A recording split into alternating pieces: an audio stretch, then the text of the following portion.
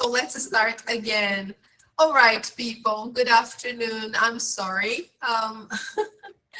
Okay, welcome to our class. Today is May 28th, Saturday, and this is book Wide Angle 3. We're doing Unit 2 from the book. Okay, hi, Raul. Oh, I'm so sorry. I was connected, but with a different class. Okay, guys. So, all right, great. So we're doing Unit 2.3, page 22 today. Okay, we already talked about the homework. Okay, if you have any questions about the homework, please send me a line, let me know. Oh, Luis Henrique, I'm so sorry. Oh, poor you. I hope you get well soon. All right? Did you see that? Oh, get well soon, Luis Henrique. I will Fui, put your name fui, in pre- prayers. fui presenteado, Oh, I'm so sorry. mas tá Oh, tudo bem. okay. Okay. All right, people. So let's do it. Let's go to our book then on page 22, right? So I'll take you there. Here we are. Okay, this is our page 22. And we did only part of the page, but we have to continue. Okay, we are going to start from number 7. And I was asking the students here what they knew about the Rosetta Stone, which is this rock here. It's like a slab of a rock, okay? A slab of a rock. Why is it so special? So what do you know, guys, about the Rosetta Stone? Have you ever heard of this stone? I think I've never ever heard about that stuff. Talvez eu vi Never. Oh, I history, see. history subject, I guess. Uh-huh. Anybody? Has anybody ever heard of this stone before? The Rosetta Stone? Oh, hi, Julio. Good afternoon. Good to see you. Super welcome, Julio, and everybody else. Robinson, Mateus, good afternoon. Ana Beatriz. Ana Beatriz, are you feeling better? Oh, I hope you are. You were a little sick last week. Yeah. All right, people. So what do you know about the Rosetta Stone? Any idea? So to help you, nothing. So to help you understand a little bit more about the Rosetta Stone, let's watch this short video. They will tell us some nice information about it. Okay, let me take you there. And I will turn off the audio so you don't get an echo. Okay? All right.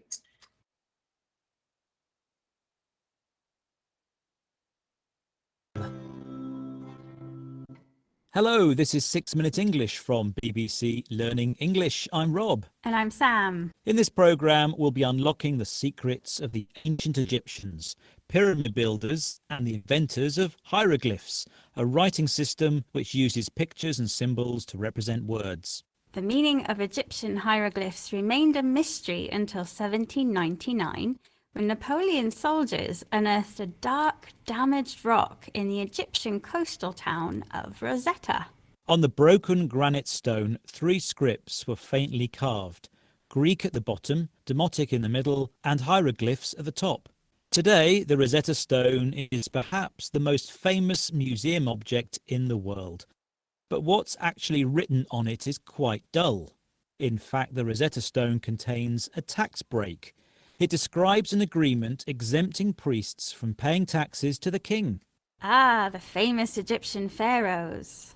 Exactly. But which one, Sam? Let's test your ancient Egyptian knowledge with this quiz question. The writing on the Rosetta Stone is a tax agreement between the priests and which Egyptian pharaoh? Is it A. Cleopatra, B. Ptolemy, or C. Ramesses? I'll guess A, Cleopatra. Okay, Sam, I'll reveal the answer to that mystery later on. Before the discovery of the stone, no scholar had been able to understand the strange symbols carved on the Great Pyramids. Egyptologist Richard Parker was in charge of the Rosetta Stone exhibition at the British Museum for 20 years. Here he is telling BBC Radio 4 programme In Our Time about circumstances before the discovery of the stone. People were exploring all sorts of means of trying to decipher, including trying to link the script with Chinese to see if that offered a parallel. It was known from the classical authors that the Egyptian script contained great mysterious pearls of wisdom from the Egyptian philosophers, and people had hugely high expectations, and all attempts to decipher, to get a grip on the script, I think had really failed. Before the discovery of the Rosetta Stone, no one had managed to decipher hieroglyphs, to work out the meaning of writing, which is difficult to read. Experts hoped that the Egyptian script contained great pearls of wisdom, wise words, sayings, or advice. As we know, the actual meaning of the text turned out to be quite dull, but it was the fact that the messages were written in 3 scripts, including Greek, a language scholars already knew, that provided the key to finally crack the code. In 1801, the race was on between Egyptologists in Britain and France to be the first to translate the entire system of hieroglyphs. In the end, it was a young Frenchman named Jean-François Champollion who became the first person to understand hieroglyphs since the ancient Egyptians themselves, nearly 2,000 years earlier. Here's Penelope Wilson, Professor of Egyptian Archaeology at Durham University, explaining more about this remarkable young Frenchman to BBC Radio 4's In Our Time. He was certainly a prodigy, I think, as far as language is concerned, but also had a fascination for Egypt, I think. And the story is he was taught Coptic by a Coptic priest, and at that lecture was one of the first to argue that Coptic was related to ancient Egyptian. So he was also encouraged by this by his older brother. So I think there seemed to be no holding him back. Once he got the bug, he was encouraged and he made great strides. When Penelope Wilson calls Champollion a prodigy, she means someone young with a great natural talent for something, in this case, studying languages. Added to his natural ability was a fascination with Egypt and the encouragement of his brother. So Champollion soon got the bug, suddenly developed a strong enthusiasm for something. In English, we often add a noun to describe exactly what someone is enthusiastic about. So, for example, the skiing bug for someone who loves to ski. Champollion was so enthusiastic, there was no holding him back. An idiom to say that you are doing something so eagerly, you cannot be stopped. The story goes that he worked so hard deciphering hieroglyphs, when he finally finished, he ran through the streets of Paris shouting, "I've done it!" before collapsing unconscious. Rob, earlier you asked me which pharaoh ordered the stone to be written. Yes, and what did you say? I thought it was Cleopatra. Was I right? Well, Cleopatra was from the same dynasty, but a little later than the correct answer, which was B, Ptolemy, the pharaoh who ruled from around 300 BCE. Okay, let's recap the vocabulary we've learned, starting with hieroglyphs, symbols used to represent words in ancient Egypt. The challenge was to decipher them, to uncover the meaning of writing, which is difficult to read or understand. Maybe they contained pearls of wisdom, wise words, sayings, or advice. The hieroglyphic code was finally cracked by Jean-François Champollion, a prodigy or young person with a great natural talent. When Champollion got the bug, or suddenly became very enthusiastic about understanding hieroglyphs, there was no holding him back. Nothing could stop him from succeeding. And nothing can stop us from saying goodbye, because our 6 minutes are up. Goodbye. 6 Minute English from the BBC.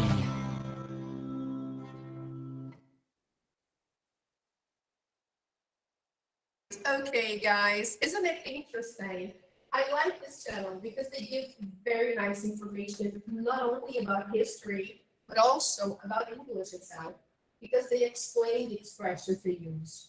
So that's why I like this. Okay, this channel is nice. If you want, you can subscribe to this channel. It's totally free, and they always release new topics.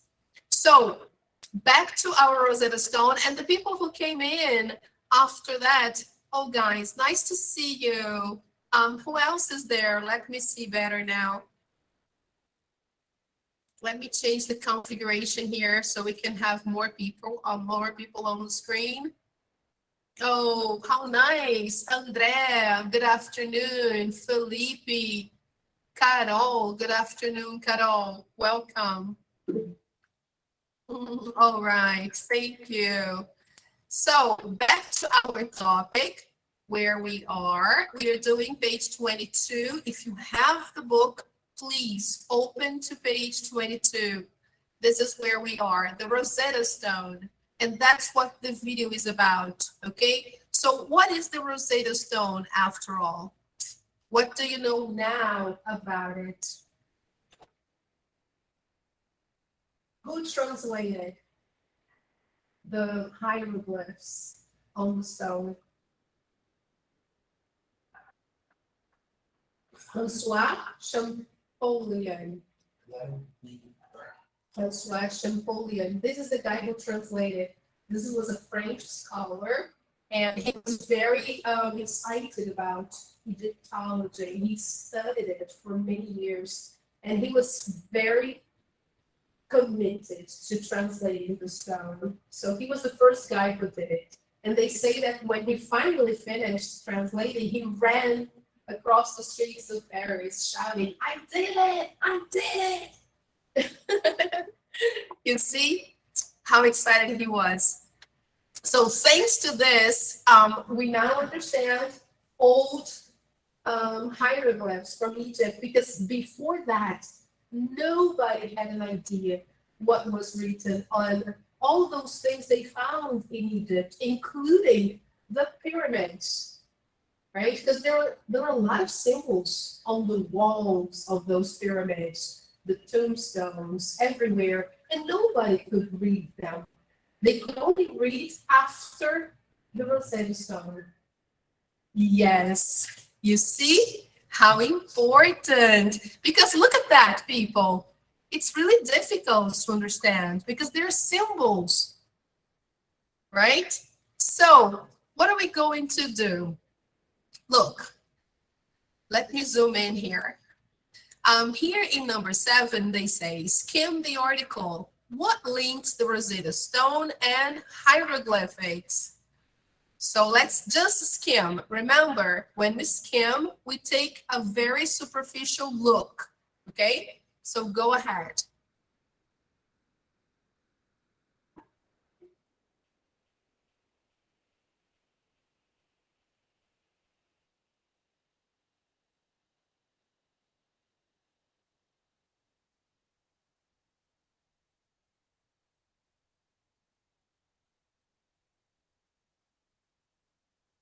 So very easy. You don't have to read all the text, okay? So let's answer the question.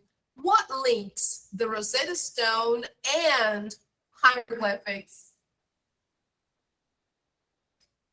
What is the link? What is the connection?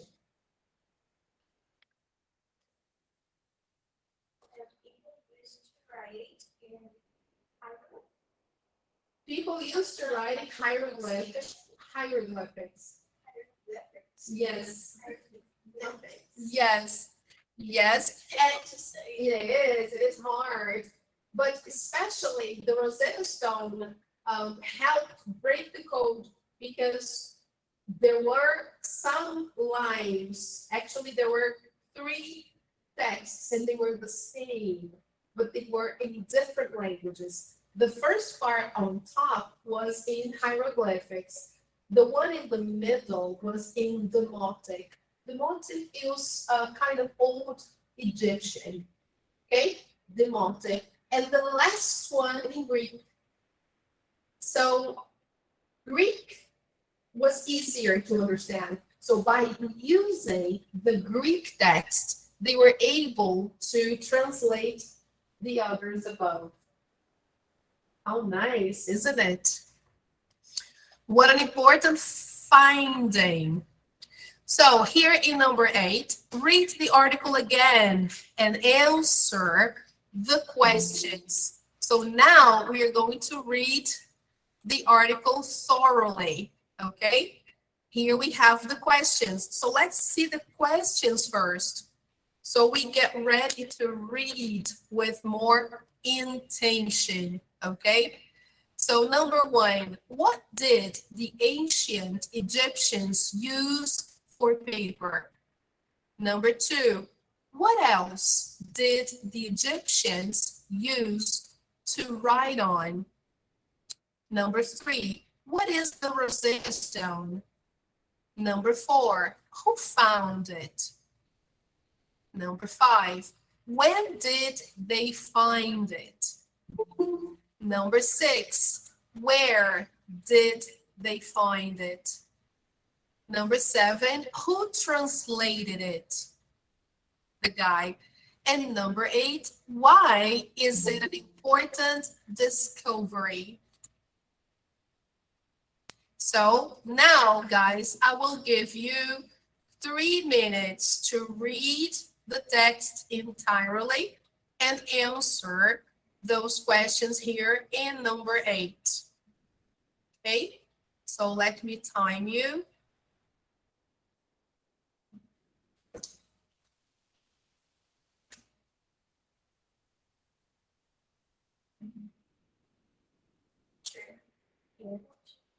Yes, sure. Go ahead. You're welcome. All right, people. 3 minutes. Go ahead.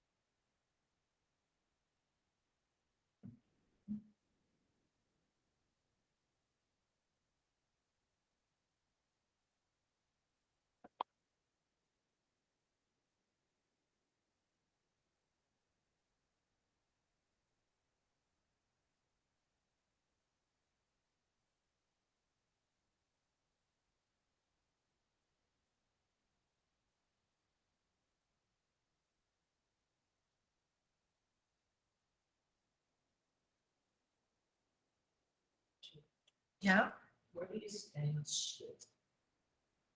Ancient. Ancient means very old. Okay.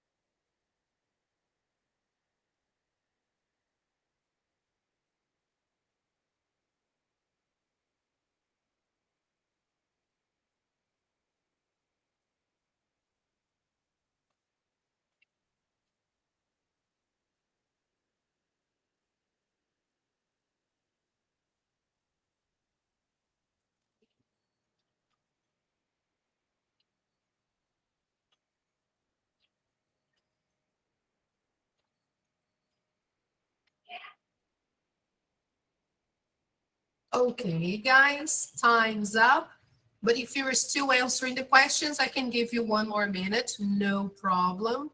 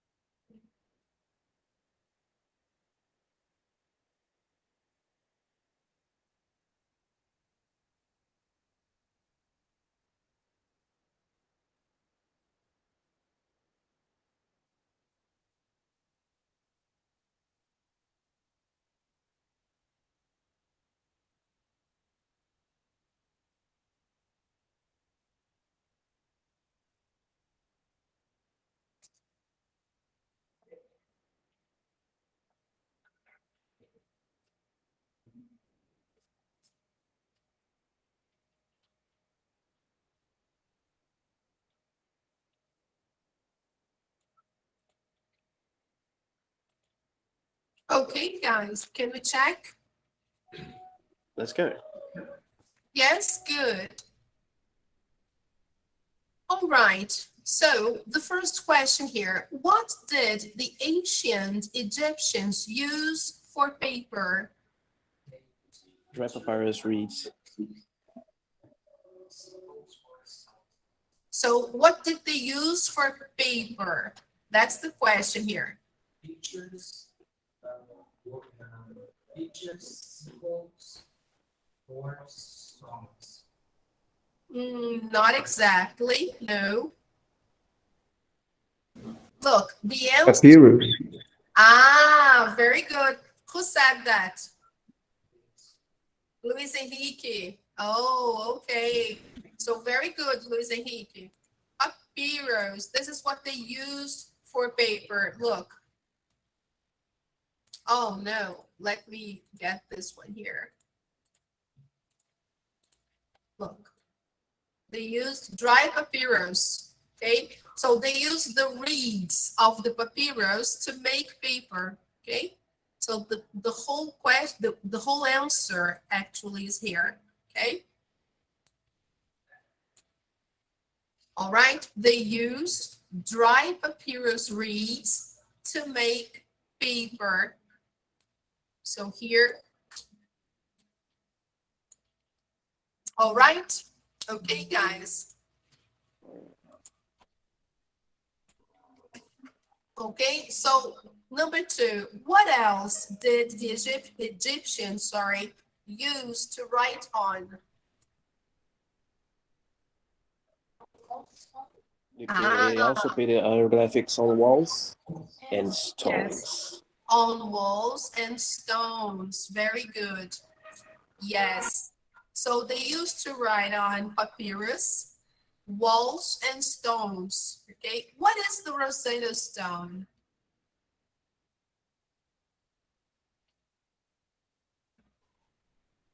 It's an old stone with 3 types of writing,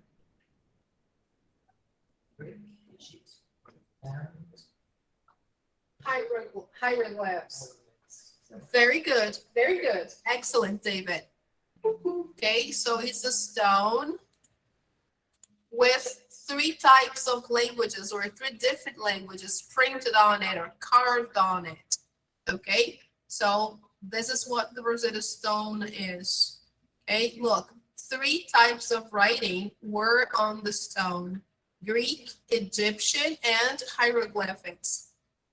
Okay, this is not something common to find, right? Because usually when you find something like that in archaeology, you find on the language of the people. You don't find three different languages kind of helping you understand. Yes. Yeah. So, okay. And here in the image, we have the picture of the papyrus plants, look, from which they made paper. That's really interesting. Okay, next one. Who found it? Who found the stone? Yes, The French soldier. very good, very good. French soldiers. Yes, that was in July 1799. Wow, a long time ago. So that's the answer to number 5. When did they find it? Great, awesome. So that was in the late 18th century. And where did they find it? El Rosetta. El Rashid. Egypt. Yeah, Egypt. Egypt.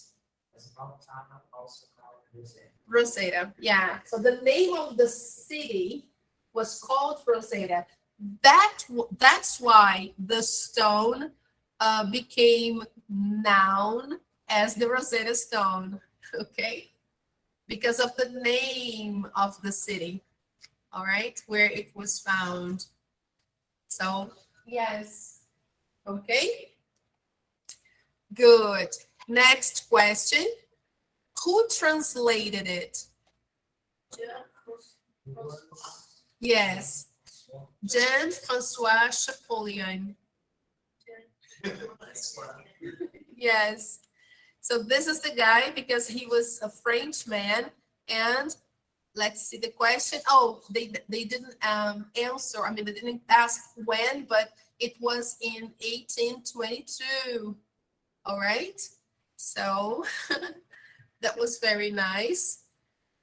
And why is it an important discovery? Because it develops another forms to translate another languages and to communicate to our groups. Yeah, actually not really to communicate because the language is not used anymore, but the language they use, hieroglyphics, was present everywhere in the findings of archaeology. So all the Egyptian findings, they were carved or printed in that language. So it was difficult to understand. Nobody knew because it's a dead language. The new Egyptian is completely different. They don't use symbols anymore to write. They have the alphabet, they have their language like we do here. We have our language, we don't use symbols. But that old language, hieroglyphics, that was very difficult to understand because they used symbols. Okay, so here, look, you have an example. Check this out. It's hard to understand, okay? Really hard. So this guy here, he made a very important breakthrough. What is a breakthrough, people? What do you understand by breakthrough? Yes, like a very important discovery. That's a breakthrough. Okay? Breakthrough. Yes, something important that a person discovers or reveals. Like, for example, the cure to a disease. If somebody finds the cure to a serious disease, it's a breakthrough. Okay? Okay. So, the next question, why is it an important discovery? Because it permitted everybody to understand Old Egyptian. Okay, so It unlocked all the mystery. Because after that, there was now a code to translate all the Egyptian symbols. Are you cold, Annalise? If you are cold, you can sit over here because you are in front of the air conditioner. So we can leave there, yeah, and sit over here because I don't have the remote to turn it down or up or anything. Okay. All right, people, very good. This is interesting. So now moving on to page 23. Welcome, Mateus. Good to see you. Welcome, Natalia. Good to see you too. Good afternoon. Good to see you. So let's take a look at this writing tip they give us here. Using time expressions. So let me ask a volunteer here that I will choose the volunteer to read the example for us. So let's see, David, can you read, please? Okay, good. We often use time expression when writing in passage to show when things happen. For example, last week, year, 5 years ago, in the summer and on June 20. Using time expression helps readers to follow the order of events. Very good. Thank you. Thank you. So what are they saying here, guys? It's important when we are talking about something that happened in the past to say when it happened.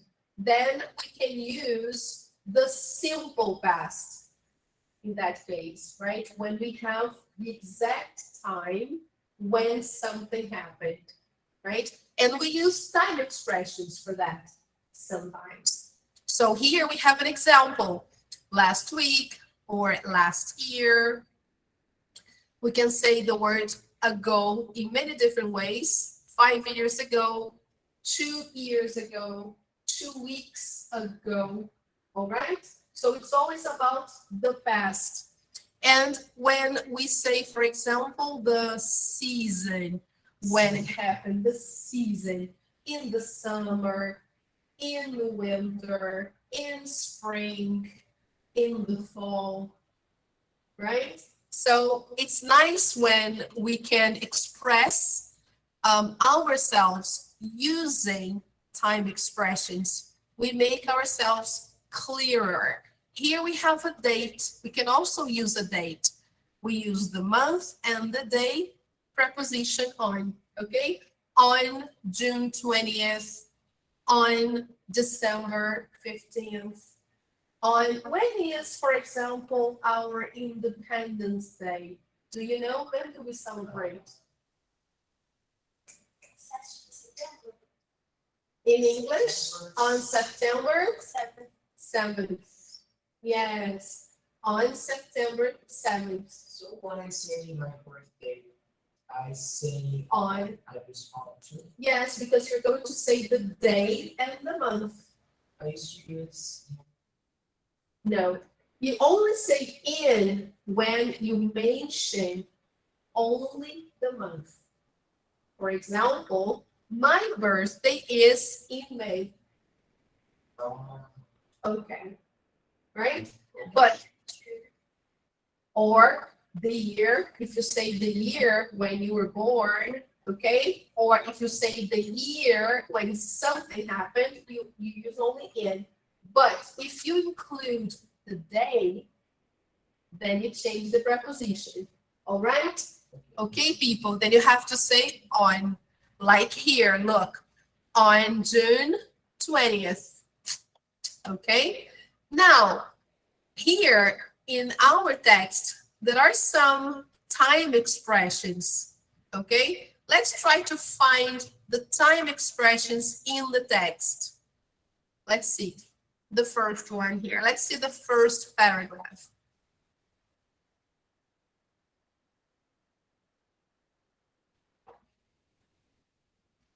Here we have one. I'm going to use a different color here to highlight. Let's use yellow, okay, to highlight the time expression. So here we have 1,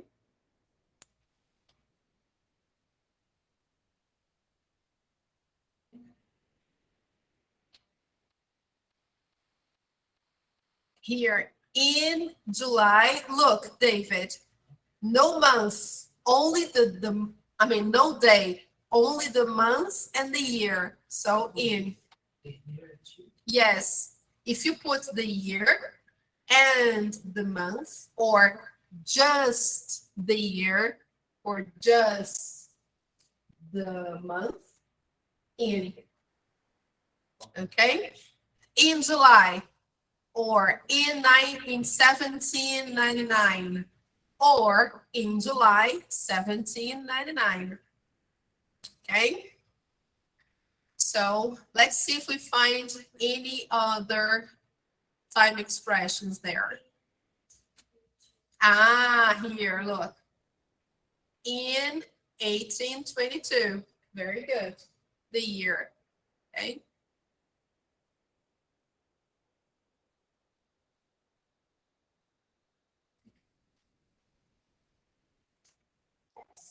Yes, I guess that's it. No more. So we highlighted the time expressions in yellow. So you know, okay? Great. While, yes, can be. Where is that? Which paragraph? Oh, okay. Very good. Yes, that is considered a way to say the time. Yes, sure. While he was studying. Great. Very good. Okay. Good. Now, let's go back to our page 23 and see some expressions, some other expressions. Complete the lists with the time expressions in the box. So here we have meanwhile, until, afterward, later, at that time, and during. So, time expressions for events happening at different times. Which one should we use from here?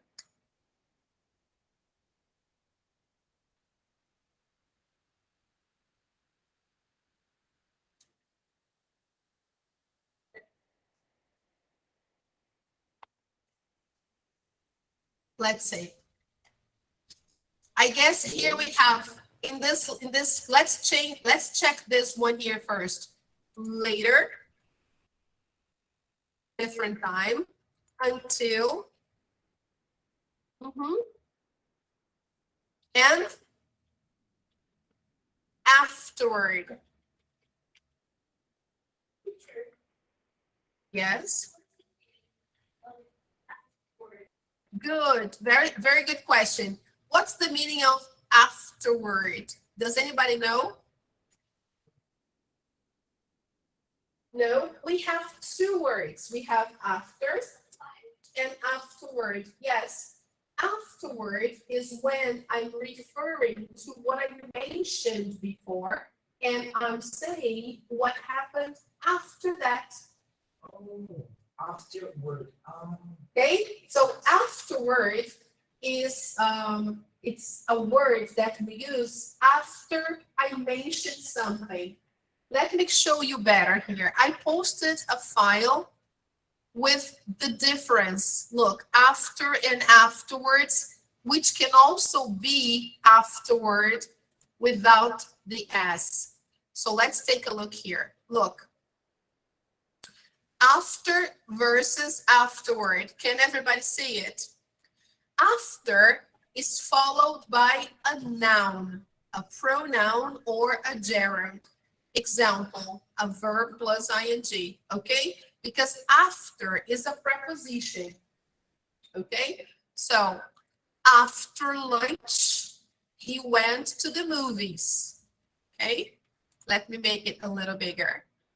I went to dance, I went to dance class after meeting my friends. So when I use a verb after a preposition, I have to use a gerund, okay? That's why after meeting, okay? Now, just let me finish. Afterward or afterwards, they are not followed by a noun, a pronoun, or a gerund. We don't use that. We can use a sentence usually, but not a word, like a single word. Example, don't have a meal and run immediately afterwards. Okay? Okay. Or take this medicine, you will feel better afterward. Okay? Sure. In this case, afterward, can I also say as I was saying? No, no. Afterward, you can say after that. You may after the word afterward. You want to say as I was saying? Yes? I don't understand. Yeah, in this case, afterward, can I also say as I was saying before as well? Here, take this medicine. You want to substitute? Like, take this medicine. You will feel better as I was saying. Is that it? No, it doesn't have the same meaning. As I was saying, it's like you are telling the person to remember what you said before. Okay, so like confirming what you said. Here, the idea is of a sequence. Take this medicine now, because after you will feel better. That's the idea. Okay? So you will feel better afterward. And as you can see here, you can use afterward or afterwards.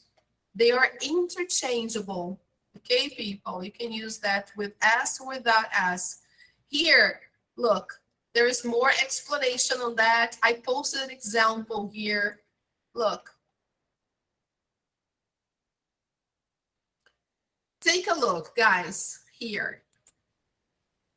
Look, afterward and afterwards are interchangeable. They are both adverbs that mean at a later or future time. Yes. Okay, like that.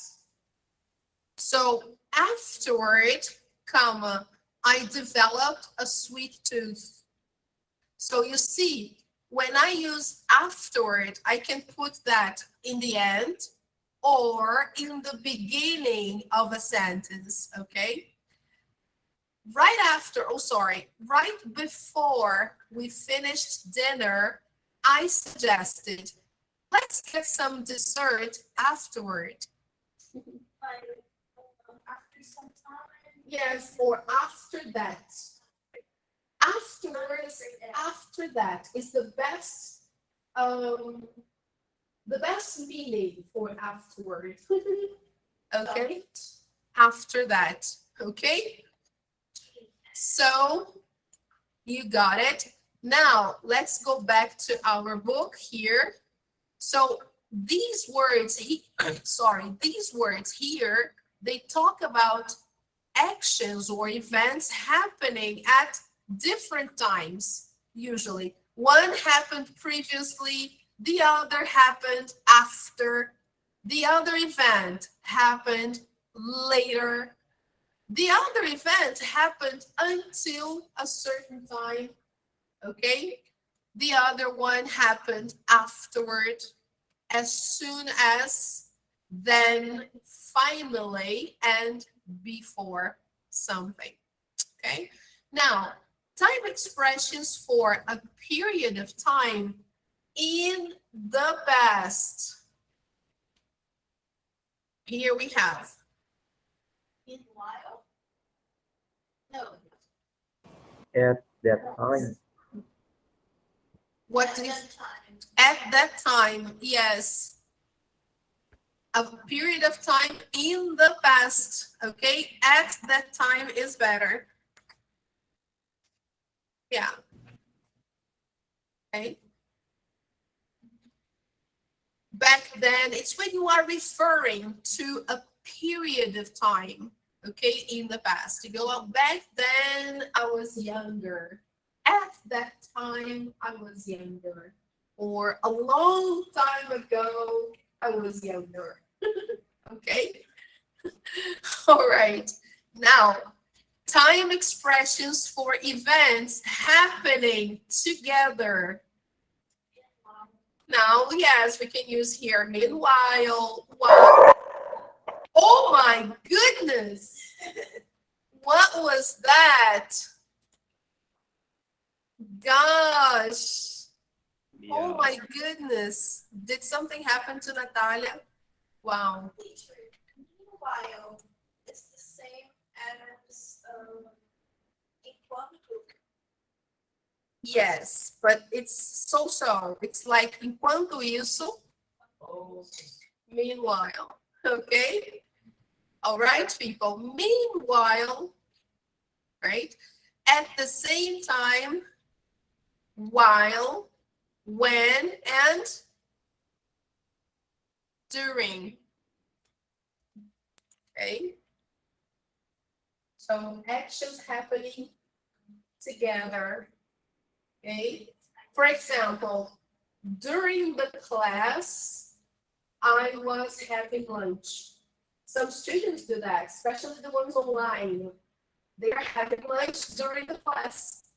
That's okay. Okay? So two actions happening at the same time. All right? Okay, guys. But that's okay. Don't worry. Oh my God, the dog is angry. Yes, that's right, Mateus. Very angry. All right. So look at the art. Let's check the answers. Yes. Oh, that's good. Everything correct. All right. So check the answers there, people. All right. So look at the article on the Rosetta Stone again. How many time expressions can you find? We have done. Let's just go back there and see if we are missing anything. Take a look, guys. Maybe after or afterward. I don't know. While, meanwhile, later. Oh, that's okay, Luis Henrique. Oh, all right. Thank you. No problem. Don't worry. I'm a pet lover. So you're fine with me. No problem. Your dog can bark all the time. It's okay. All right. So let's check the first paragraph again. See if we missed anything. I guess yeah, I can't find any other.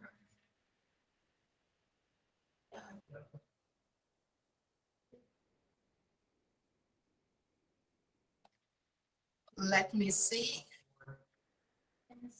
Yeah, I think there are 4. 1, 2, 3, 4, from what I can see. Oh, until when?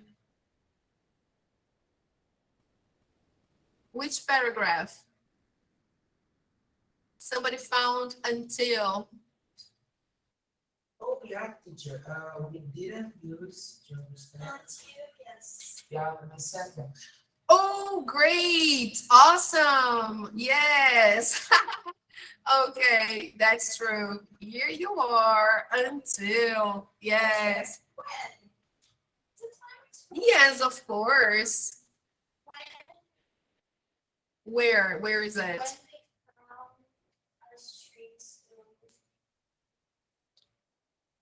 Here. Which paragraph? The second. Okay. Here. Okay. When they found a strange stone. Okay. Yes, we can consider that a time expression. Because when we use when, yes, I have to use the simple past. Okay. So they are indicators or they signal the simple past. All right. So moving to the next part now. Now, this is nice because this is to practice, and this is something that we can do even more. I think I posted something about it for you on Google Classroom. Choose the correct time expression to complete each statement. So let's take a look at the first one together. French soldiers found the Rosetta Stone on. Yes, because I have the day. Look. Ah, bingo. All right. So if we have the day, then we should put on, okay? On July 15th, 1799. And here, the simple past, because time is definite, okay? So now, guys, try to do the others from 2 to 6. I'll give you 1 minute, all right? Go ahead. Let me try here.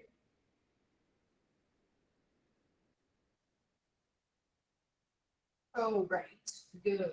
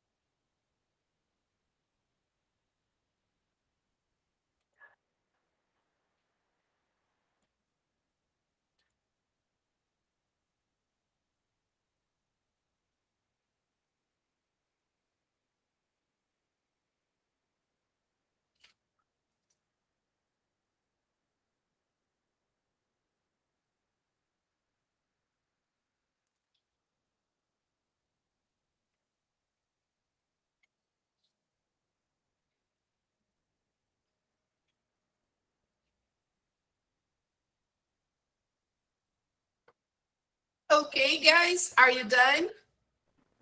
Yep. All right. All right, people, let's do this.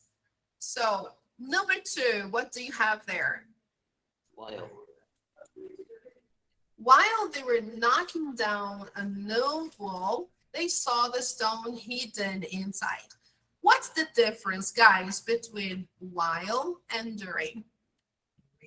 They were doing at the same time. Yes. During is when I want to talk about a period of time while an action was happening at the same time. Like, for example, during the meeting, usually after during, I use a noun. Okay. I don't usually use during before a complete clause, like subject, verb, and complement. I don't use during before a clause. I use during before a noun. Okay? For example, during the class, during the meeting, during the day, during the night. Okay?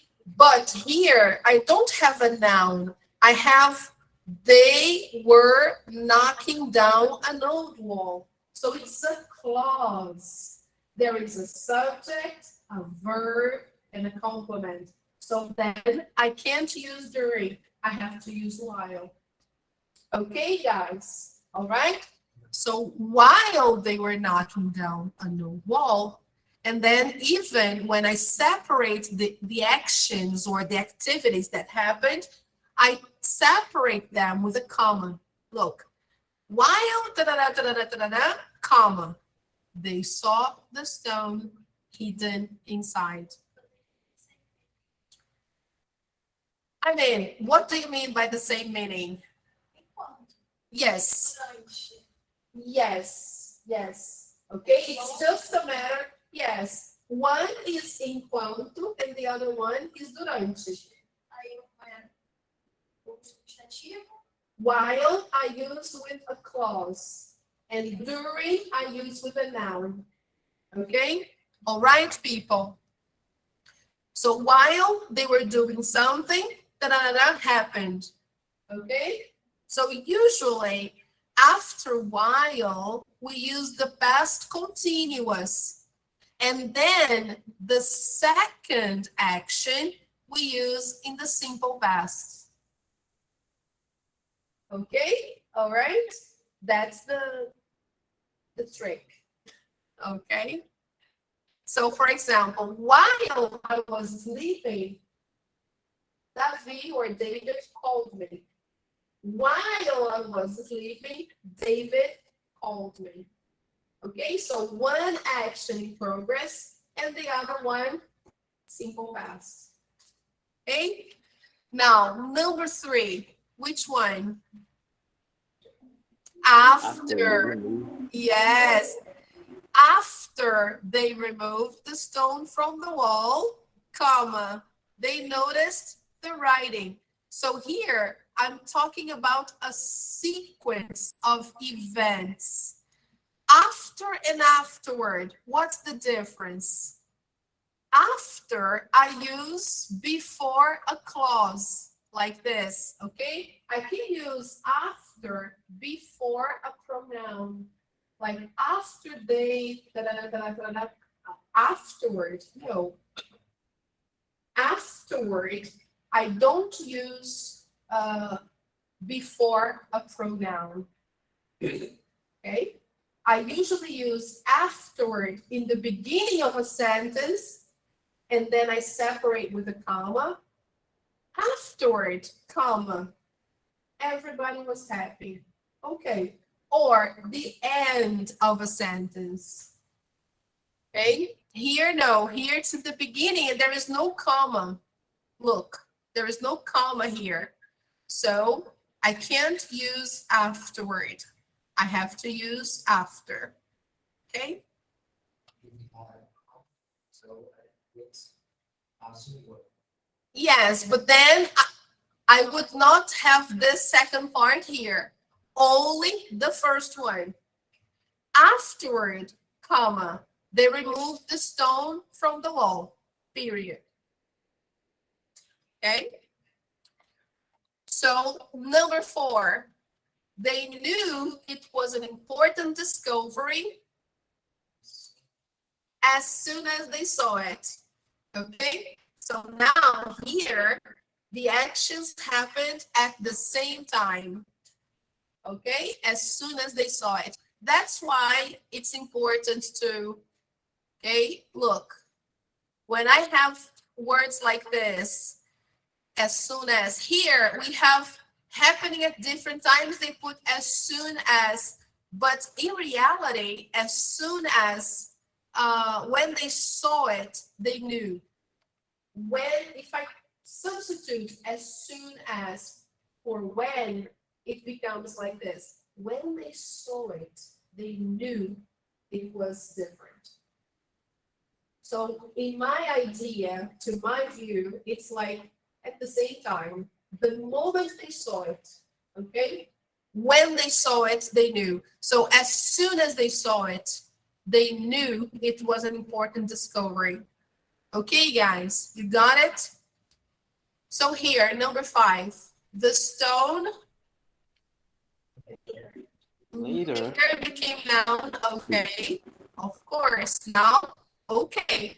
Now here, something that happened at a different time, later, after they found. It later became noun as the Rosetta Stone because of the name of the town. And number 6. a long time ago. Yes, of course. In 196 BCE, before the Christian era. BCE stands for before the Christian era. Or in other words, before Christ. Okay, guys, sometimes people just write BC. Okay, to say when something happened before Christ, and then AC in English to say after Christ, okay? Or after the Christian era.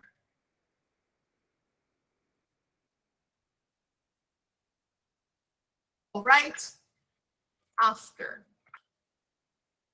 BC, AC, okay? So when you see a date, a year that has BC, it's before Christ. AC, after Christ, okay? Sometimes they use in the Roman measurement, they sometimes use AD.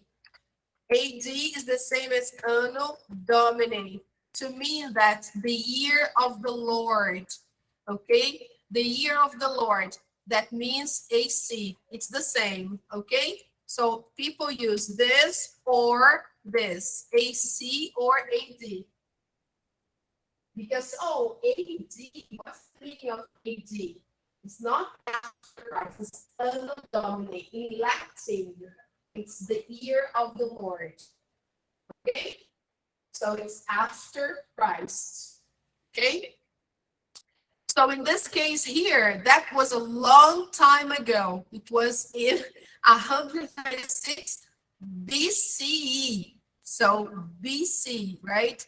A long time ago. And when they found, wow, imagine guys, they found this in 1799 AC, 1799 AC or AD. So a long time after. Okay? All right, people. 1799 AC. All right, people. So great. Let's check the answers.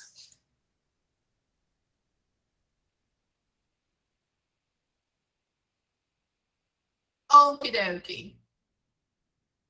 Now here we are not going to do number 13, but we can do number 12 together, okay? So think of a discovery you would like to learn more about, and then we can talk about it. Which discovery do you think is really interesting and you would like to know more about? How the brain was created. How nice. That's a nice research. Yes, that's a good one. Which came first, the egg or the chicken? Which one came first, people? The egg or the chicken? The chicken, I say, because who could put the egg? A chicken. The chicken. Yeah, I agree. But how the chicken came first, I don't know. Don't ask me how. How did the chicken come first? I don't know. That's an interesting question and a very nice research. Yes. Or how God's creation. Very good, Mateus. Yes. Yeah, God's creation, right? I agree. So there are so many topics we can try to study more about, like topics from archaeology, the findings, the things from Egypt. Wow, there's so many things. I would love to go to the British Museum of History, or even to the museum in Egypt, in Cairo, where they have all those findings from the pyramids, everything there. I would love to go to those two museums, the one in Cairo and the other one in England, because they have so many things in England. So many. Wow. Technically, I would love to visit England, really. England and France, two places I would like to go before I die. Yes.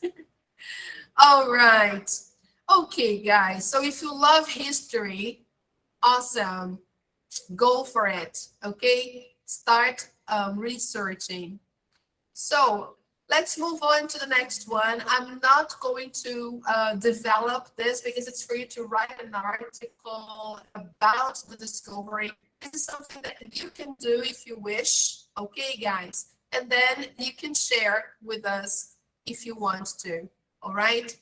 So let's move on to our point 4 lesson of the unit. 2.4. Oh no, is that the time? Oh my God. Talking about time, what time is it? Wow, 2:48. Time for our coffee break. Yay, how nice. So guys, let's have a little coffee, shall we? All right. So let's drink some water. Oh, thank you, Mateus. You're so sweet. Oh, thank you so much. May God bless you. Okay. So we're going for our break now, and I'd like to take a picture with everybody on the screen. Yes, beautiful. So 10 minutes. Okay, guys. It's 48 now. Let's do 10. And then we come back at 3 o'clock. All right? Great. So, Sure. Nice. yes, you're welcome, guys. Drink some water. Okay? I'll be back in 10. See you.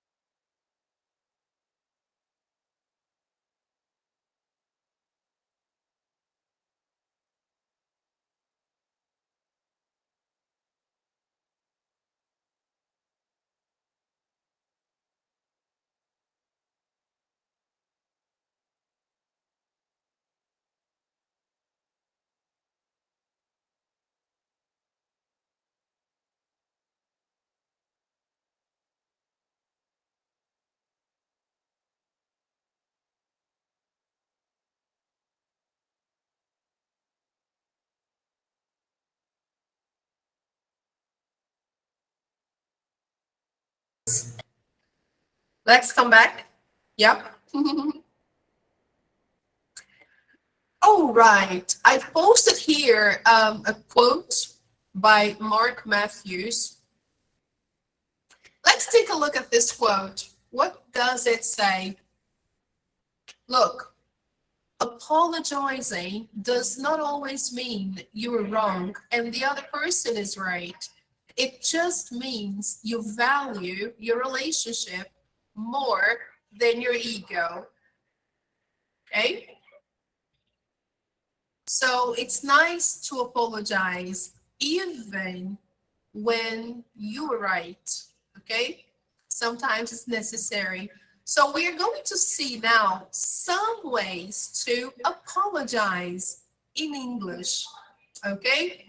So let's take a look there.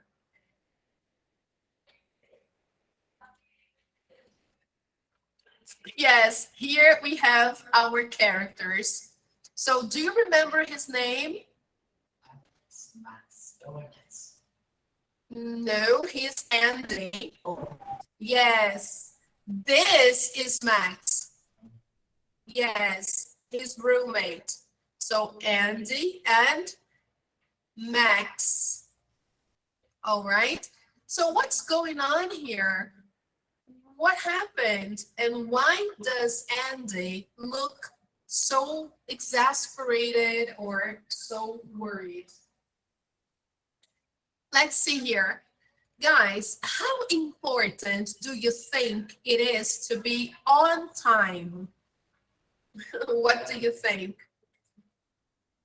It's very Very important. This is something that we should really try to be all the time, right? We should always try to be on time for everything, right? Of course, sometimes we have other shortcomings or things that happen and we are not counting on that. But okay, it happens. But if we can be on time, it's better. Okay? Yes, sure. So take the punctuality quiz to find out. So here, for each situation, decide when you should typically arrive. So here we have early, on time, or late. Okay, so here we have the options. For a job interview, yes, I agree. I think we should always arrive early for job interviews. So we can't click here, why not? Okay, no problem. Let's use the pen from the board and then, or better yet, we can use the marker and click the answers we believe are right. Oh, it's not working. Yes, I think there is a bug. Some kind of bug. Let me start again. Sorry about this, guys. I know it's awful, especially for the students who are online. It's really bad because the screen keeps changing. So let's try to draw here. Yay. Okay. All right. Now, what about for English class? When should you arrive? Late. Ah, no, no. You should arrive early, okay? Okay. Meeting friends. On time. Okay. On time is good. A party. Later. Late, yeah. Some people believe that if it's parties, for example, you should arrive late, not early or even on time. Some people believe it's better to arrive after the party has started. Depends on the party. Yeah. It depends on the party, but most parties, people prefer to arrive after the party has begun. Yeah, I don't know, I have this impression. I will put on time, okay, here, but this is something personal, okay? So you can put whatever you want here according to what you believe. So visiting relatives, what do you think?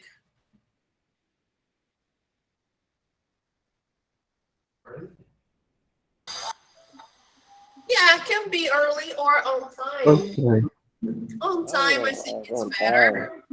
Yeah, imagine you're going to your uncle's and you arrive early. It's not a good idea. You're going to see your uncle and aunt, and you say, okay, 8 o'clock Friday, and then you get there at 6 o'clock. No, that's not a good idea. The doctor or dentist, On time. yeah, early or on time. Yes, I guess 2 options here. Okay. Because if you arrive late, you miss the appointment, right? This happened to me this week. Yeah, on Tuesday, I think. Yeah, I was very late for the dentist, and I missed the appointment. Okay, guys, so let's check the answers. I think here the answers are personal, but anyway, let's see. Look, in general, I think it's very important to be on time. In most situations, when you're late, it can be rude to the other person who are waiting for you, other people who are waiting for you.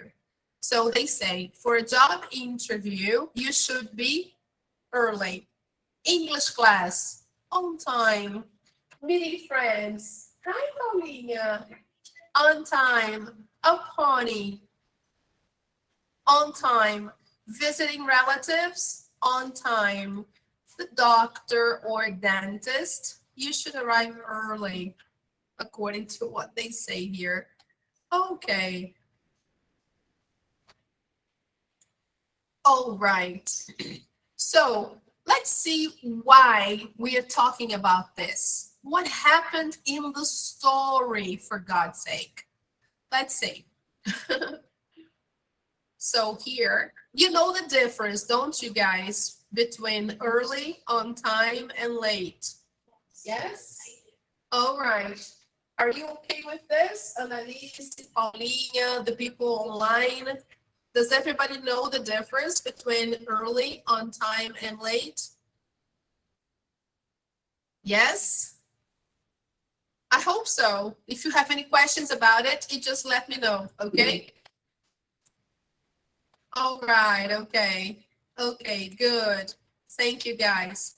So now we're going to watch the video and answer the questions. Let's see here. Question number 1. What was Andy doing when Max called? Let's see what happened. Why did Max call Andy? Why? What happened? Who did Andy meet on his way out of the building? So let me read again. Who did Andy meet on his way out of the building? Number 4, how late was Andy when he finally arrived? Poor Andy. I think he was late for something. Yeah, sure. Oh, sure. Yes, you're welcome. So let's watch the video and see. Okay, poor Andy. Oh, let's check it out. I will turn off your mic, okay, guys, so you don't. Andy. Hey, Max. Where are you? Huh? What time is it? It's 6:30. We're all here for the English Lit study group. I thought you were coming. Oh, no, I'm late. Sorry, I was reading and I'm sorry, Max. I'm on my way. Okay, we're sitting at our usual table. Bye.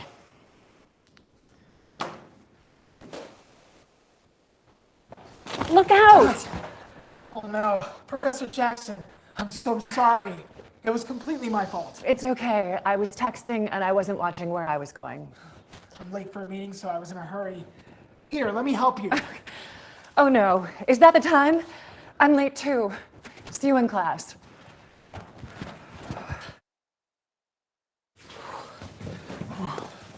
Andy, it's almost 7. Why are you so late? Yeah, sorry. I ran into Professor Jackson.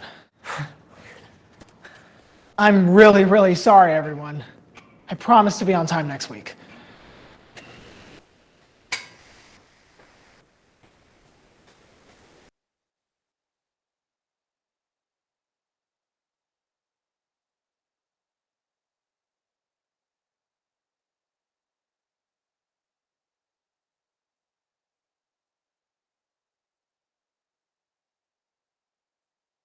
Sorry. So let's see the answers to the questions. I will play again, don't worry. But let's see what we can remember from only one take, okay? Number 1, what was Andy doing when Max called? He was sleeping. sleeping, yeah, he was napping, actually. He fell asleep, right? So he was taking a nap. Let's put it this way. Do you remember this expression? He was taking a nap. Okay? Because he was on the sofa and he was reading a book. So it happens, right? Sometimes we're reading something and then we fall asleep. We crash. Okay?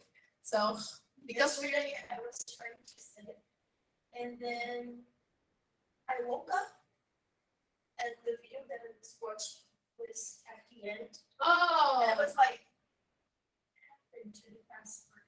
Oh my god! Oh,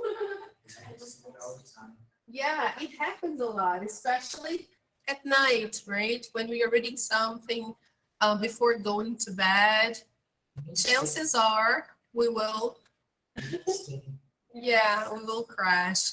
So, why did Max call Andy?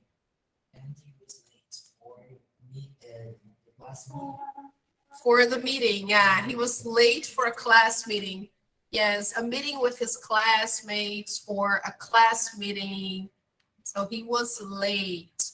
Now, who did Andy meet on his way out of the building? Yes. Professor Jackson.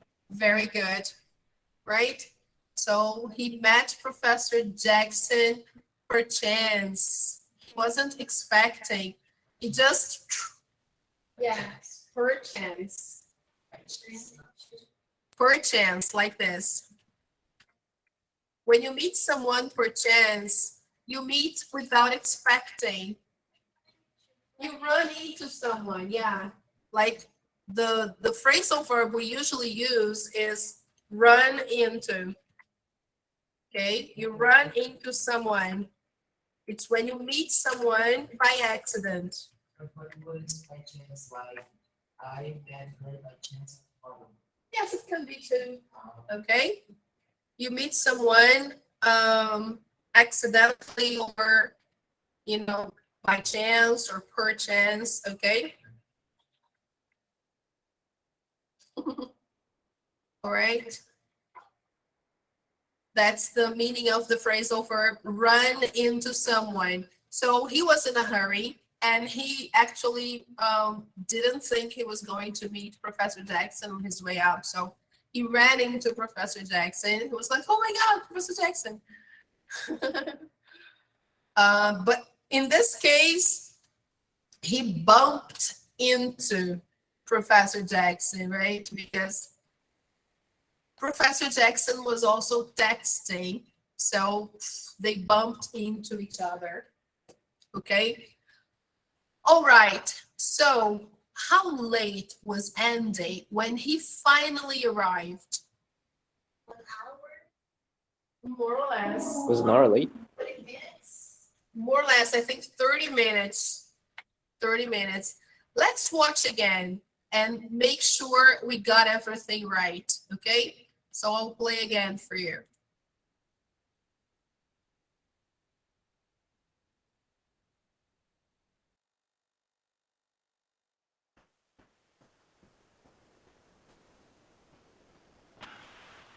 Andy. Hey, Max. Where are you? Huh? What time is it?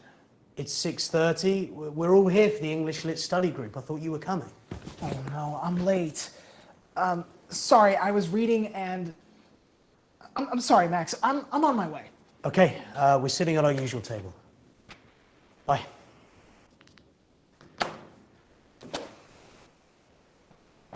Look out! Oh no, Professor Jackson. I'm so sorry. It was completely my fault. It's okay. I was texting and I wasn't watching where I was going. I'm late for a meeting, so I was in a hurry. Here, let me help you. Oh no, is that the time? I'm late too. See you in class.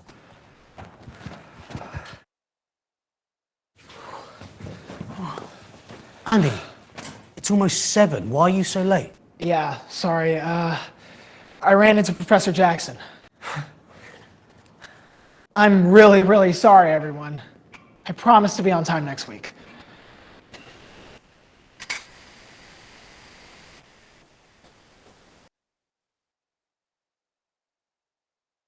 Yeah, really fast, right? He got there really fast. Probably they live nearby.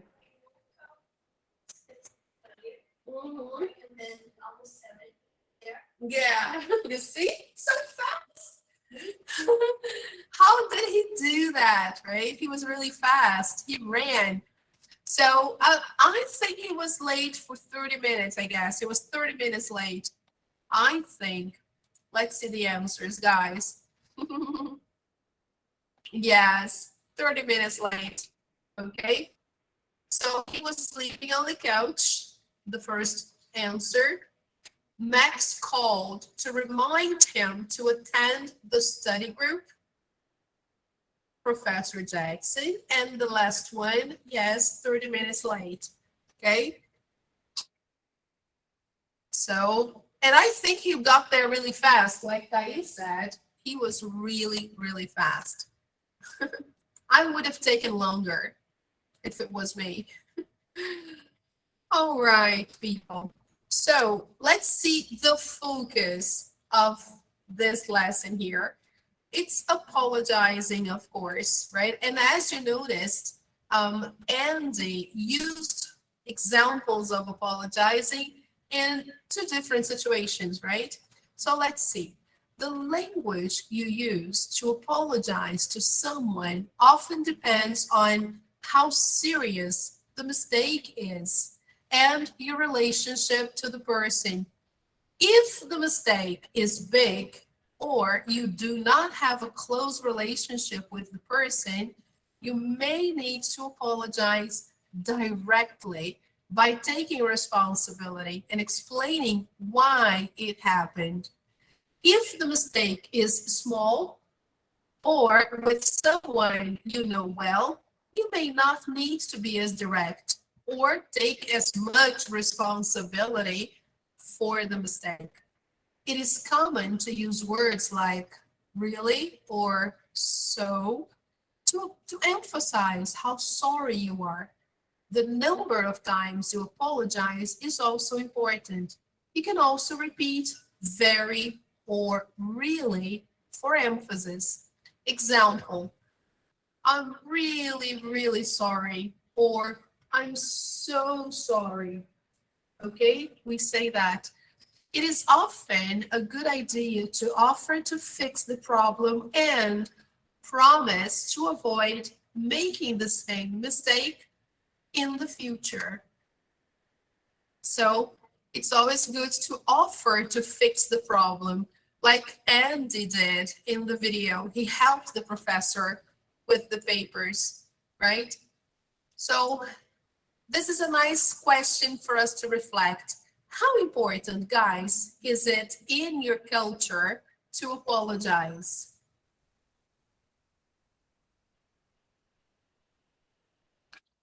here in Brazil? How important is it? No, depends Mm-hmm. on what on the situation. Yeah. But it's important. It's always important to apologize to someone. Mm-hmm. So I think it depends on the context. On the context. Yeah, sure. It depends on the situation. Here in Brazil, we are not so, strict in terms of apologizing like that. But depending on the situation, I think, yes, we should always apologize, right? And emphasize, why not? So, do you always apologize when you are late? Mm-hmm. I never get it. Yes, I know, you're always on time. But if that happens, it's nice to, right? Many times. What about you, Annalise? Do you apologize when you are late?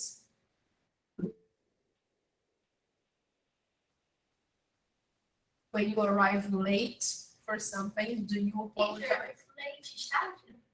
No. What's the meaning of late, people? Who knows? Yes.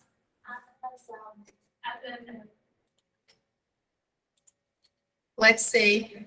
Yes, Luis Henrique, very good. Yes, I do too. If something happens and I'm late for a reason, I always apologize. Okay? Especially if you're going to a class or an important meeting, right? And then something happens. Of course. Okay? So now, guys, what are we going to do to close this topic? Here it's too small, so let me try to zoom in here. Okay, look, write each function in the correct place. So here we have give an explanation, say you're sorry, offer to fix the problem, promise to do better, and take responsibility. And here we have the examples, the phrases we use. So look at the first one. You can say sorry, or I'm really sorry, or so sorry. I'm very sorry about this, or I apologize. Or to emphasize, I can say I do apologize. Okay, guys, so we can use the auxiliary verb in the present to emphasize how we feel now. Okay? Oh, I do feel sorry. We put more emphasis. Okay? So which function is that, guys? Say you're sorry. Yes, say you're sorry. That's the first one. Okay? Say you're sorry. Now, try to do the others following the same model and using the functions in the box. Okay? So I will give you 2 minutes to do that.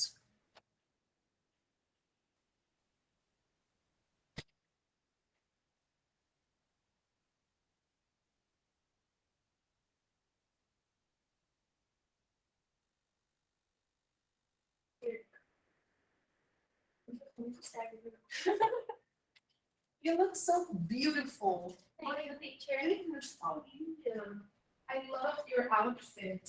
You look so fashionable.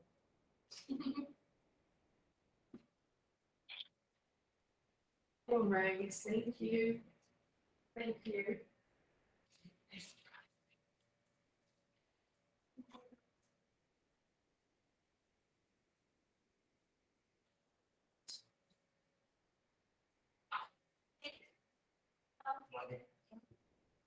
Oh, yes. Yours is, this is different. Let's see. I love your t-shirt. Yours is down here. Yeah. See. Yes, thank you. So,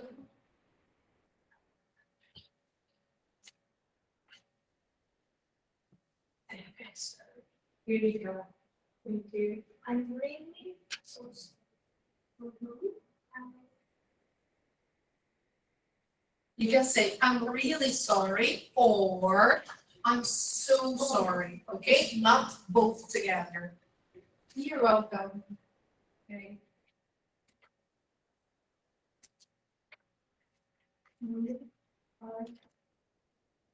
Mm-hmm.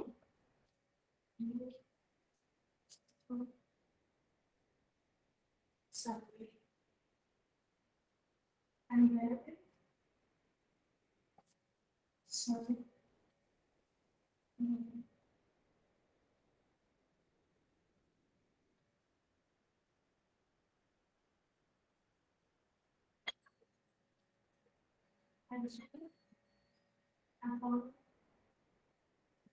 Yes. Apologize. Good question. Who knows, guys? Great, Mateus. Yes. What is apologize? Yes. Great. So when you do something wrong, you should apologize. Okay? All right. So here, number 2, guys, what do you think? Yes. Great. Yes. You should always take responsibility if you made a mistake or if you arrived late or something. So examples, you can say my mistake, or here you can also say my bad if it's something informal. Okay. It's very common nowadays when you take responsibility, you say that, oh, my bad. Of course, guys, this is for something small, yeah, informal, okay? So you can include here, my mistake, my bad, I'm always late, I'm so forgetful. Forgetful meaning that you always forget things, all right? Then you are forgetful, okay? Oh, it's all my fault, okay? Now, number 3, guys, what is the function? Give an explanation. Yes. Give an explanation. Great. Give an explanation. All right. Great. You should always say what happened, right? The traffic is terrible. I totally forgot. Whatever the explanation, you should always say something, right? And then after that, we have here, let me buy another one for you, or I'll help you clean this up. So what is this? Promise you to do better. Offer to fix the problem. Yes, great. It's always nice to do it. You should always offer. And the last one, Promise to do better. next time. Do better. Yes. Good. Oh, this won't happen again. I'll definitely finish this tomorrow. Okay, guys. So very nice. Make sure you get the right answers. Okay.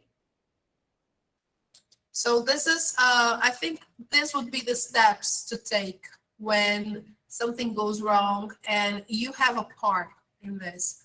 So look at the sentences from the video. With a partner, decide who Andy was apologizing to, and then match each sentence with a function from the box.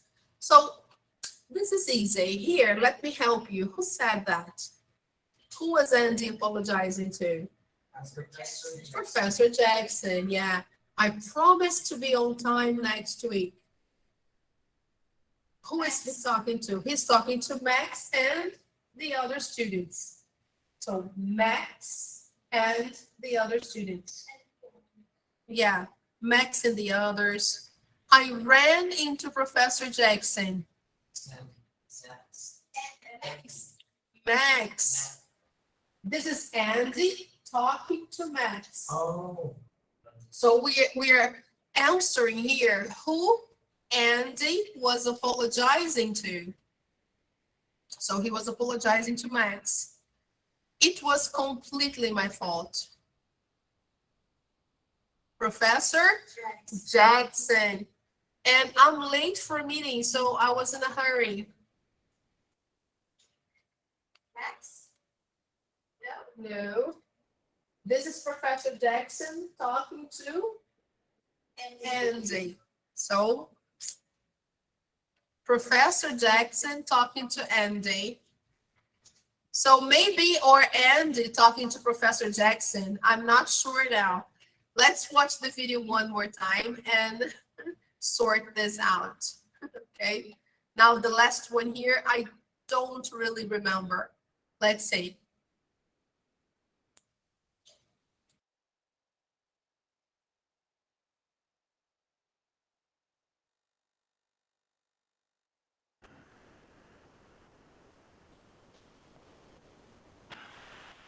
Andy, Hey, Max. where are you? Huh? What time is it? It's 6:30. We're all here for the English Lit Study Group. I thought you were coming. Oh no, I'm late.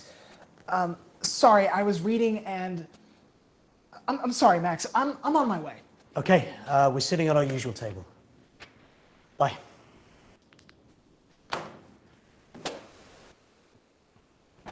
Look out! Oh no, Professor Jackson. I'm so sorry. It was completely my fault. It's okay. I was texting and I wasn't watching where I was going. I'm late for a meeting, so I was in a hurry. Here, let me help you. Oh no, is that the time? I'm late too. See you in class.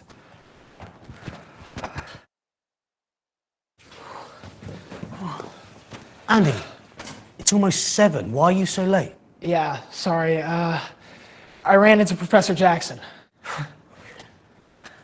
I'm really, really sorry, everyone. I promise to be on time next week.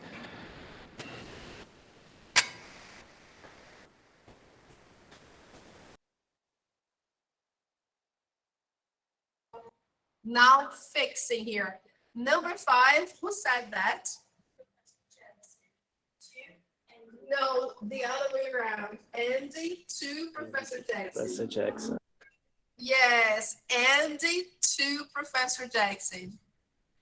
Yes, so actually here, Andy said all the sentences, but to different people. Okay, so here, number 1, he talked to Professor Jackson. He said that to Professor Jackson. Here to Max and the other students. Here to Max. Number 4, to Professor Jackson, and here to Professor Jackson too. Okay, the last one. All right, let's check the answers. Yes, look. Professor Jackson, and he offers to fix the problem to the study group, to Max, to Professor Jackson, and to Professor Jackson. And here are the functions. Okay, in the first one, he offers to fix the problem. In the second, he promises to do better. In the third, he gives an explanation. Then he takes responsibility, and then he gives an explanation. Okay, people. If you want, you can take a picture and then later you transfer to your book. You copy on your book, okay?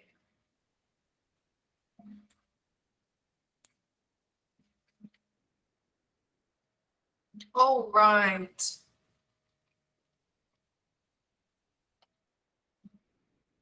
Okie dokie, guys. Now the last one.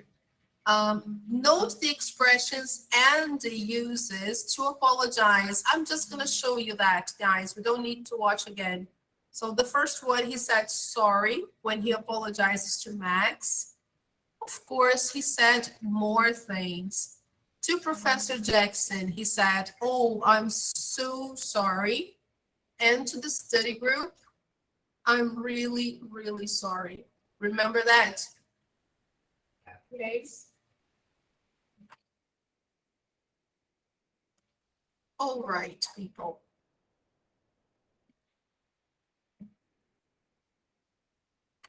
Okay, so it's nice to see these things because then we learn how to react in a situation when somebody is apologizing or when we are apologizing.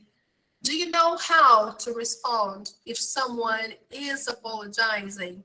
They didn't mention that. No problem. No problem, that's okay, don't worry. Oh, it happens, or never mind. Remember that expression, oh, never mind, that's okay. All right, people, just to mention a few. Okay, so we are done with this part. And before we go, I'd like to see one point that we discussed in this unit, one grammar point. I'd like to review that because this is almost the end of unit 2. We have only one more page to go. This one here, 2.5, okay? And this is something we will do next week. Okay, because we're going to talk about telling a story, responding to a story, and I'd like to have more time to develop that with you. So now we have a few minutes. I'd like to play a game with you to review one of the grammar topics of the unit. So here we are. The grammar topic here is the difference between the simple past and the past continuous. Okay, so let's see if we remember that. We need to have 2 groups. So there are a lot of people online. So let's see if we can play the people who are online and the people who are presential, because there are a lot of people presential too, right? So actually 4, right? We are 4 here, but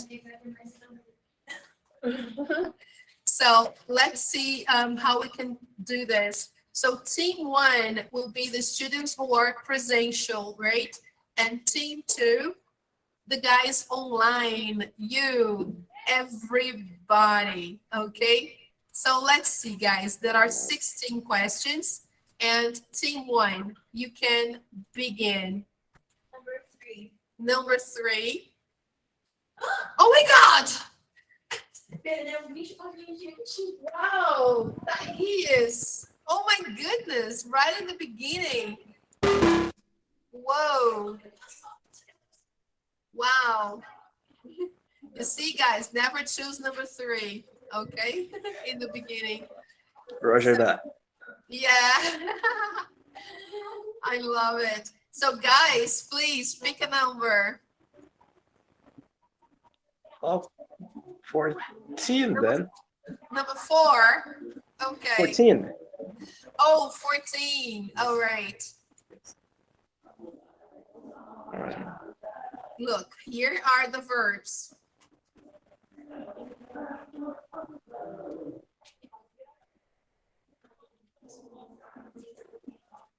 I was reading a book when you called me.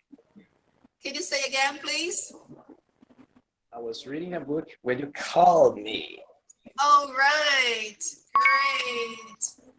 Yay. Congratulations. Very good. 15 points, team 2. Woohoo. Number 2. Now, presential, number 2. Come on. She was running and she was.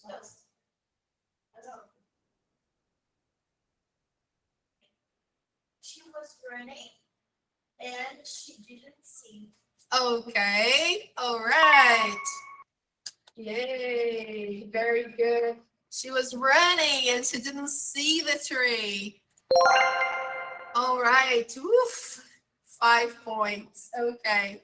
Now team 2, it's your turn.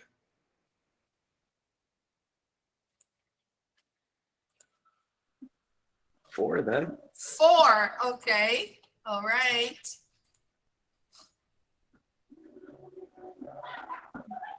That's easy. When Alex arrived, I was having dinner. Yes. Great. Nice. Yes, very good. Look, when we have the word when, it's usually the simple past when we are talking about the past. Okay, guys. So here, arrived? Yes, of course. I was having dinner. Yay. Excellent. Very good. Come on, team one. 10. Okay.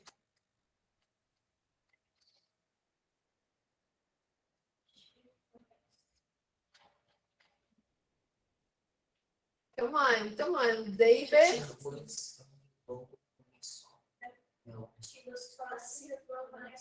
Yes, you have to use both verbs, remember? Yes. When I saw. Yes, simple past. Okay, very good, people. She was crossing. Yeah, she was crossing the road when I saw her. Okay, guys, let's go. Team 2.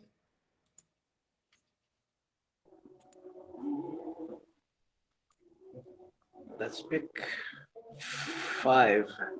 Okay. All right.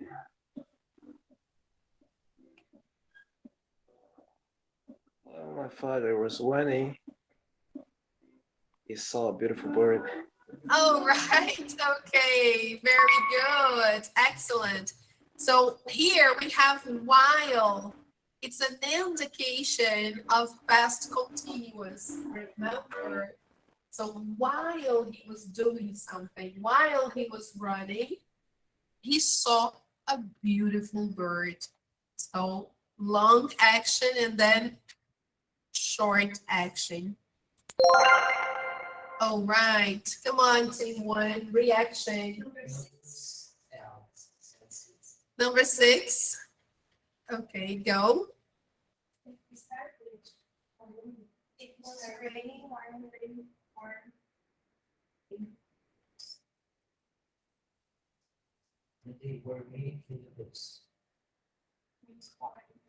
Pay attention. The verb is not rain. The verb is start. It started to rain while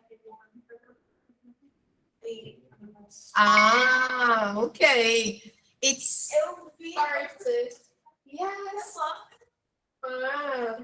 It started to rain while they were waiting for the bus. Okay. So past and then past continuous. Go ahead, team 2. 7. Number 7. Oh my God, that's me. That's us. Because John. John fell asleep while she was reading a book. Great. Fell asleep, right? So he crashed. So John fell asleep while he was reading a book. Okay, great.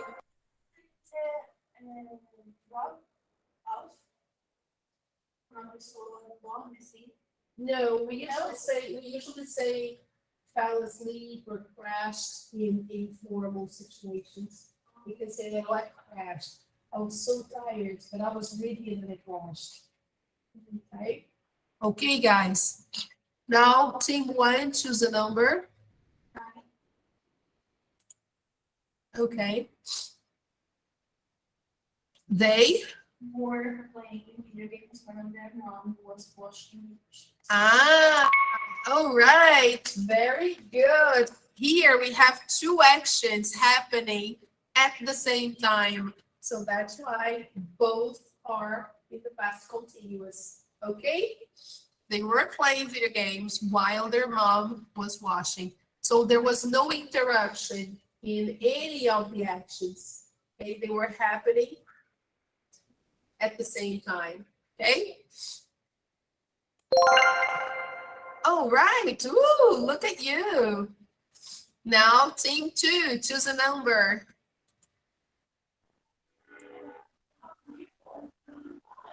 Let's see. 12. Okay, let's go. Okay.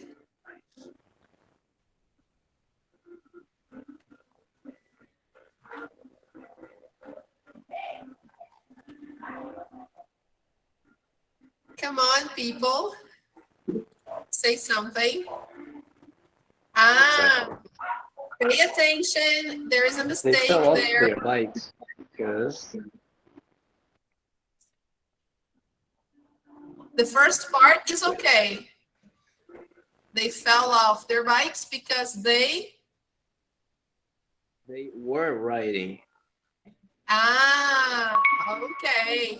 Look, they is plural, so we have to use were. All right, Carol, but your answer was good. Okay, you just had to change the verb to be, but that's okay. Congratulations. All right, now up to you. Okay, Paulina is courageous. She's very brave. No problem, Carol. That's okay.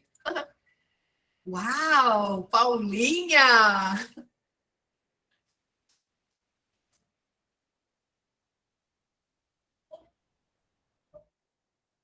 Come on, go ahead, guys. You can do it. Simple. Look, when I. She was wearing black dress. Are you sure? When I saw Kate, she was wearing a red dress. The verb here is meet. When I met Kate, She was wearing. Ah, okay. So remember, listen again, people. When usually introduces the simple past. Yeah.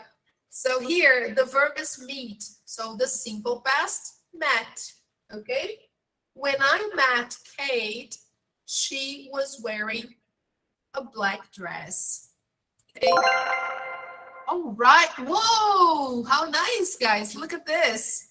Now team 2, choose a number. Number 8. Let's go, Mateos. 8. Oh! Oh my goodness, how is that? Go to last, please. I think that changed nothing. Oh, no. you lost only 5 points. Oh. Now team 1. 11. Okay. Oh.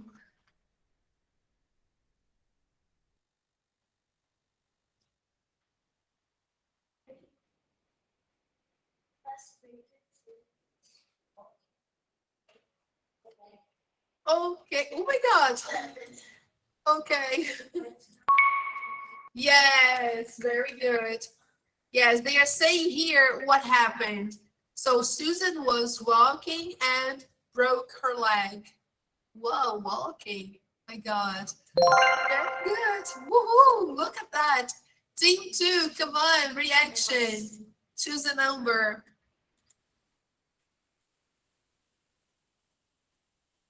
Well, 16. Let's see. Okay. Wow.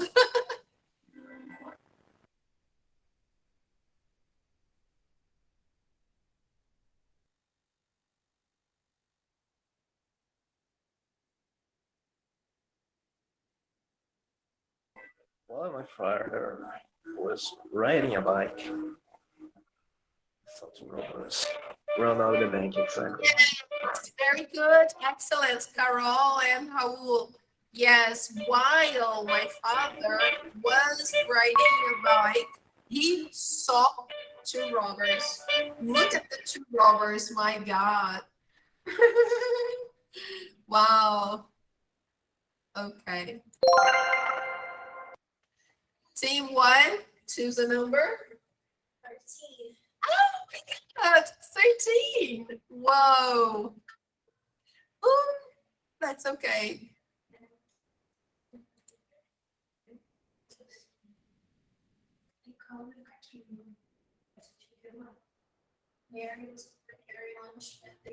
Oh my God, it's my arm. I'm hitting the board. So Mary was preparing.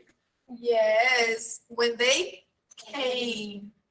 When, remember, introduces the simple past. Okay.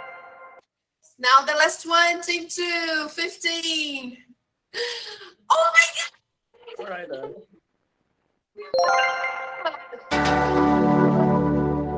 Team, so cute.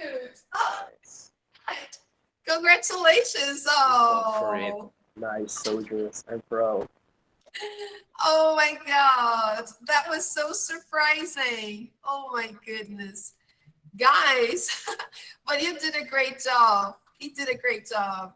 You got almost everything right, and you had a very good participation. So people, what did we learn today? Let's take a look there. Here, yes.